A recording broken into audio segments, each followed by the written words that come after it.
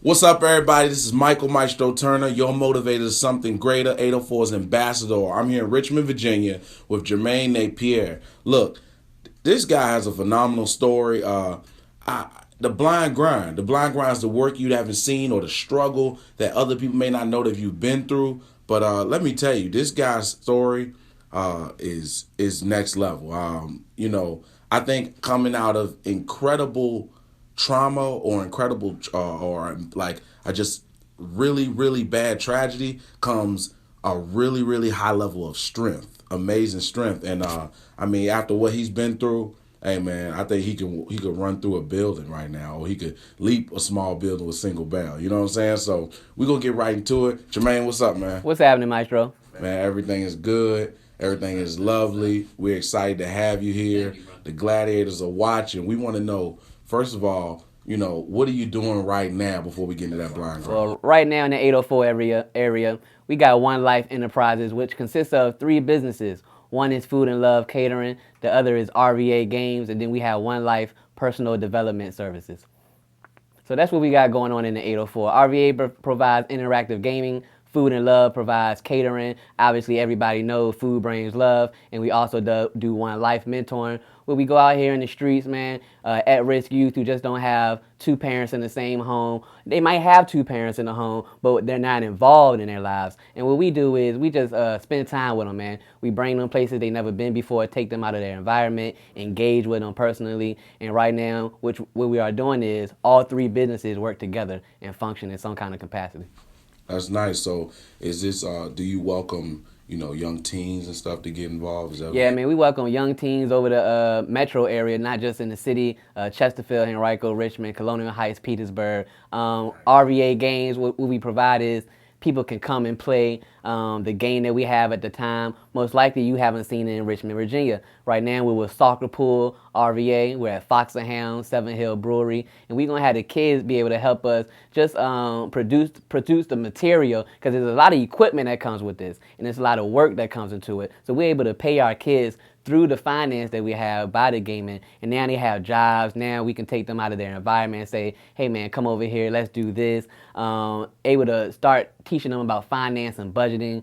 With that, we're able to put kids into Food and Love Catering, where we go around places like VCU, and we go around places doing weddings on plantations, and we take the kids with us, and we have them serve the food, or we have them help us prep the food. The head chefs, we all do the main cooking, but people pretty much call us to support what we have going on with the children and the youth. That's pretty much taking them out of their environment, giving them a tool and a skill that they can use.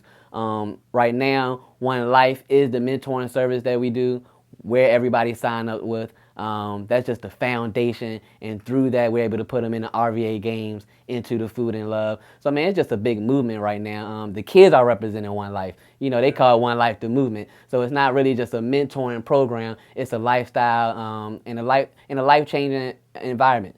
Taking them out of something that isn't specifically meant for them and putting them into something that they only thought they can see in a dream. So that's where we are right now. I need to know, and we need to know, the gladiators need to know, what is your blind grind? Why you didn't just wake up and just want to help kids? You didn't wake up and just want to do this catering stuff. Like, no, for real. Let's get into the heart of it. What was the life changing moment? What is your blind grind? The struggle, the triumphs, the grind that people haven't seen, and you got it, man. And I'm inspired by it. So tell me about this, man. Man, the blind grind, I didn't even know it was called the blind grind until I met you. You know what I mean? So obviously the blind grind even motivated me to start speaking about the blind grind. So the blind grind for me was, I went through high school. I was an ignorant kid. I was getting kicked out. My senior year, my mom showed up in my classroom and sat behind me as a teenager. So I was that type of kid. So my future didn't look as prosperous as most people kept telling me. For me, people always told me, Jermaine, you're going to be a leader one day. Jermaine, you're going to be able to guide people through things they've never been through before. And in my head, I've already experienced it, but I didn't believe it. Okay, I didn't have enough faith in myself, okay, to believe what they were saying about me. So what happened was, Maestro, after I graduated high school, thank God I graduated high school, I hit a tree going 90 miles per hour. I was doing some things I didn't supposed to be doing down in the ODU area. Go into. I mean, so when you were driving, you were intoxicated. Oh yeah, when I was driving, I was intoxicated. I was high, intoxicated, coming back from a banging party that was popping at. Just so happened I fell asleep behind the wheel. But before that, Maestro, I knew not to make that trip. Right. And I still made that trip. Jewel. Actually, my sister lived in Hampton at the time. And I could have went off an exit that I even told my partner, man, I think I should go off this exit because we not going to make it home. That's how intoxicated I knew I was. But because I just listened to that one little voice in my head, my boy had to go to work the next day. And I know if I had to be at work, I'm going to make sure I get there. So I wanted to make sure that he made it home, even though I knew we may not make it home. So after that, Maestro, after telling him, let's get off this exit, I woke up, later, and I was out of a coma. When I woke up out of the coma, I didn't really know what was going on. Inside of me, I knew what was going on, but physically I couldn't move or anything, so I didn't know what was going on. The moment I woke up out of the coma, I ripped off everything out of my body, the plugs, the stickers, everything, and that could have caused death itself. People ran in there, they put everything back inside of me, and when that happened, I woke up again, which may have been like a week or 2 weeks later, because it happened so fast. So it's like I woke up out of death and then I went back into it. Okay, for me, Maestro, I was living in death. Okay, I knew what was going on after all this happened, only because when I was born with a rare heart disease called Shown syndrome, and every 3 years 1,000 people have died but me. Through this, it's been science experiences. People have always called me. They want to know how is he living. So I've already experienced death before I experienced it at a conscious age when I was a teenager. My man back from the dead to tell y'all you can do it too. Man, Cass got 9. We can have 31 if you want. Yeah, okay, yeah. But it's all in the will. And to be honest, Maestro, when I came back, I knew I had a purpose then. Okay, before I didn't know what I was doing. Yeah. Okay, before I knew I was going to college actually the next day. Okay, John Tyler. Okay, and that was just a step of trying to figure out what I wanted to do. Okay, so when I came back, I was told to come back to say, go help the people and tell them the truth. Okay, and truth is about the love and love your neighbor and how to treat one another, because I got put into a place, Maestro, where I had a broken femur. I had tubes all through my chest. I had only 1% chance of living. The car accident was through hitting a tree going 90 miles per hour. You got to tell them what the cops said. You were like, man, he gon'... The cops already had me done. They called my mom and told her to plan the funeral. Yeah. My mom even said that my dad, in the midst of all, gave up. Because if it was 1% chance and they told him to plan the funeral, they were just driving to come confirm my body. Okay? So through that, everybody was hindered. Okay? My whole family took a hit, not just me. And of course, when you're going through things and you're doing your own action, you're playing your own game, you don't realize the effect that it could have on your family or even your friends or your girlfriend. Okay? Average doesn't just affect you. No, it definitely doesn't just affect you. Big. That's it affects your whole circle. Anybody that got energy attached to your energy, it can affect. It's not about just money and stuff. Never. It's about character. Yeah, character all day. Because my dad always told me, it's not about just all these things you saying. It's about is your action lining up with the things you saying. So for me, they used to call me Secret Identity. I was playing a couple of games. Okay, so I always came in and out, and I guess I got exposed when I got into that car accident. Okay, through that, I had to pretty much learn how to crawl, walk, eat all over again. My leg actually was there when I woke up. So in my head, I was thinking, just give me a couple of months and I'm gonna be okay, or I'll be back. But the doctor came in, he said, we're gonna have to do surgery 1 time a week, Monday through Friday, to kill this infection. If we can't kill the infection, we'll have to, if we cannot kill the infection, we will have to amputate it. Okay, by doing that, I sat there and looked at my dad. My dad had the choice because I couldn't talk. One day, which was actually Friday, after going through a good week, on Friday, they amputated my leg.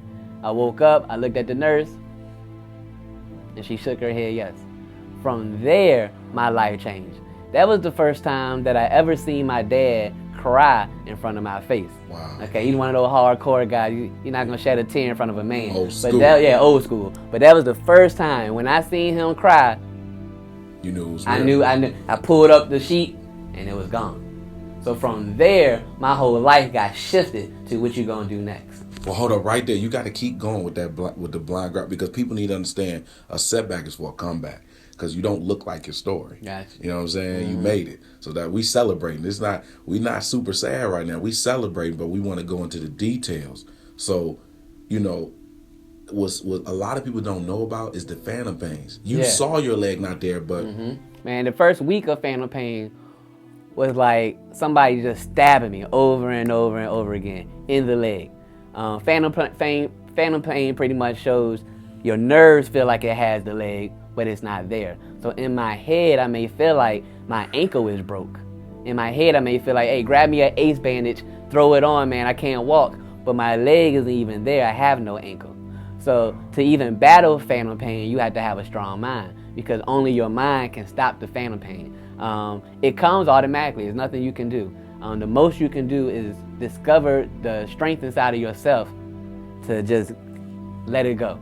See, for me, when mind over matter. Yeah, mind over matter. So when I came home, every night it felt like my ankle was broke. Every night. So of course I'm dropping the tears. Of course I'm holding my leg. Yeah. Okay, me and Guy was going at it for a second because I never understood this type of tragedy, this type of pain that was dealing with me. Not only that, you got blood coming out. I got a broken femur, which means even if I could walk, could I really walk? Okay, see, it's a lot of hope and it's a lot of faith in the leg game. Okay, they tell you you could do these things, but it's all by you.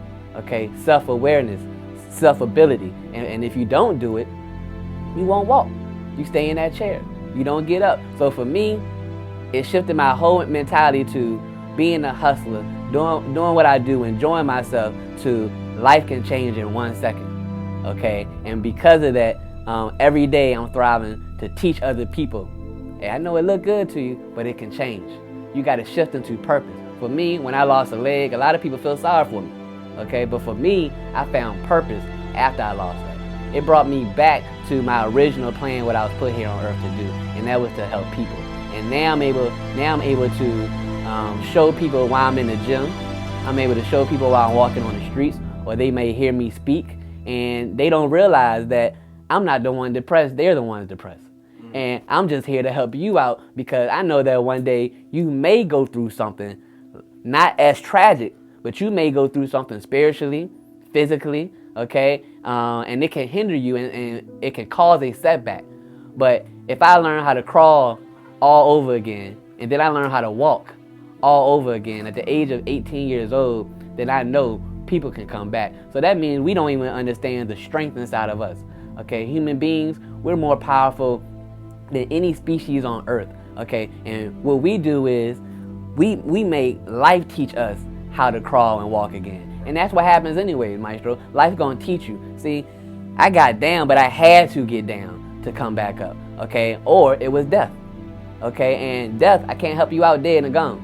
Okay, but I can help you out if I came back, if I showed you, this really doesn't mean much to me. Okay, I don't mind if people see it. Okay, because it encourages them. When I was at the gym yesterday, 3 people, they just look at you and go, because in their head they're thinking they see strength. Yeah, they see They're not strength. pitying you. They see strength. They see strength. So you know what I look back and I go, I appreciate it. Okay, and I hope that encouraged them to, hey, make sure you come back to the gym, because if one leg is doing it, what's your excuse? Ooh, come on, okay, Jermaine. Now I can lose. Come I tell on, people man. all the time, if I ever lost another leg, I will come back, because I lost one already, so I know I can come back. And a lot of people, the leg is a different metaphor. The leg is you lost your parent. The leg is you got an addiction. The leg is you going through the workflow and the job getting on your nerve. The leg is your purpose ain't lined up to what's going on in your life. Okay, but the leg proves to you right now that you can hit a comeback. All you got to do is be self-aware.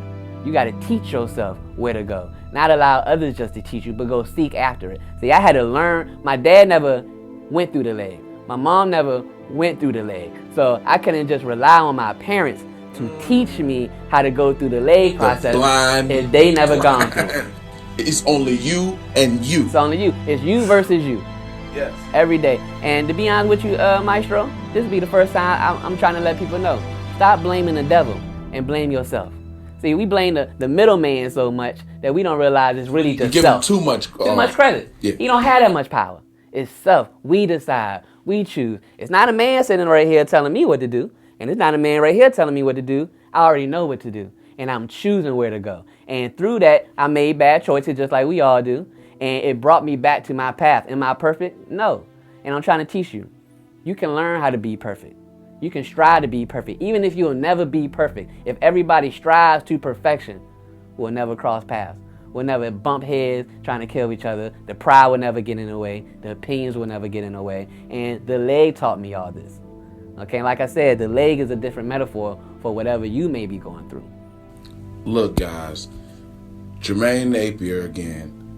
I'm ready to run through a brick wall, like for real. I mean, yeah, you got to get back up, Maestro.